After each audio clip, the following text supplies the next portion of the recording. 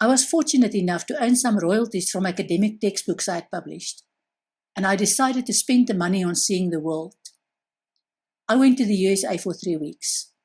There I could freely walk into bookstores and indulge in books about magic, clairvoyance, the occult, and other spiritual topics that were so new to me.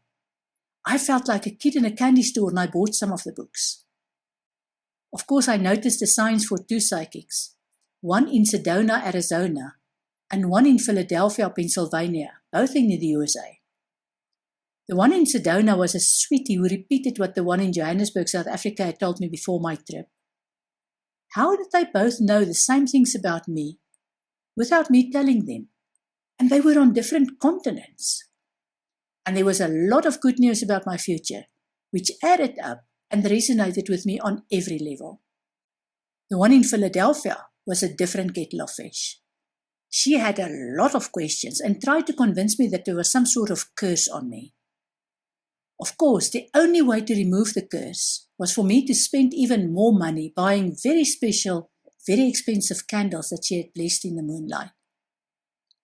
I declined at the time, pleading that I didn't have the money to buy the candles. She was not put off. She wanted my contact details so that she could send me information about the best candles for me and other paraphernalia that would turn my life around. I gave her my phone and fax number in South Africa. When I returned home, I was petrified of going through customs at the airport and having those illicit books discovered in my luggage. What would people think of me wanting to read a book by Sylvia Browne, the famous and later notorious psychic? Even worse, would I be arrested for witchcraft and locked up forever? What if I got arrested?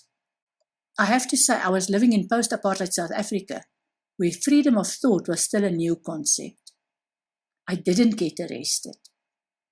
And nobody was interested in my fears. It was all in my mind.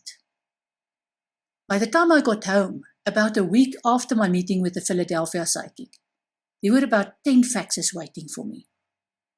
As the faxes progressed with no response from me, because I didn't give her the details about my traveling plans, the curse on me grew, and so did the list of progressively expensive items that I had to buy if I wanted to see another year on this planet, never mind a happy year. I tore the faxes up and stopped reading the new ones. The avalanche eventually subsided and nothing happened to me. Apart from me getting more and more curious about the occult and esoteric, where I slowly discovered answers. My relationship with my mother was fraught from the day she discovered that she was pregnant. She blamed me for ruining her life because she had a teenage pregnancy, and later on blamed me for her addiction to drugs and prescription medicine.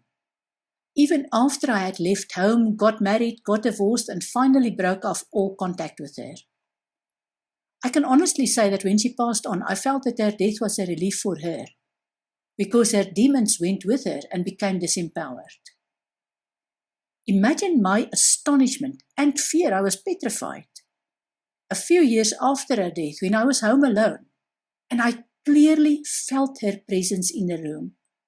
I didn't see her, but I knew it was her in the room with me, and I was terrified of her finally getting her revenge on me. Instead, she was a benevolent presence that in later years guided me on occasion. That was my first experience of communicating with someone who had passed over. My career path took me to Cape Town, where I crossed paths with a lovely man. He offered development classes. Of course, at the time in the late 1990s, personal development was a buzzword and I was interested. I discovered to my horror, fascination, delight, that his development classes focused on spiritual development and the development of psychic skills. This was like a tap opening for me. With every week passing, the stream of psychic information flowed stronger. Very soon, I was doing accurate readings for people in the room. From there, I spent 2 decades studying, reading, learning, and talking to a wide range of people. I continued with the psychic readings, mostly by email, for clients in different countries. I can't claim to ever have had a guru or a spiritual teacher, apart from my brief sojourn with a lovely man in Cape Town, from where I moved to Europe. These are just significant highlights, and I won't bore you with all my spiritual experiences over the years. For me, this has been a lonely path, but I now realize that was by choice. It doesn't need to be a lonely path for you. The information is from books, personal encounters, and psychic readings that I did over the years. If I don't quote sources, it's because over the years the information was presented to me in various forms, and I didn't think of writing down the sources at the time. I would be happy to attribute knowledge to anyone who can prove to be the originator of the knowledge. The advantage for you is that you don't need to believe anything I tell you. God, the goddess, Allah, the source, whatever you want to call your creator, gave you a mind, and you can do your own research rather than believe everything I tell you based on my experience. This is a framework of my own journey. I don't believe for a moment that your journey will be the same. Don't hesitate to follow your heart, and don't hesitate to embrace what resonates with you, or walk away from what you don't want in your life. You'll notice that the information I provide is not just a way with the fairies' beliefs, like carrying crystals in your clothes just in case.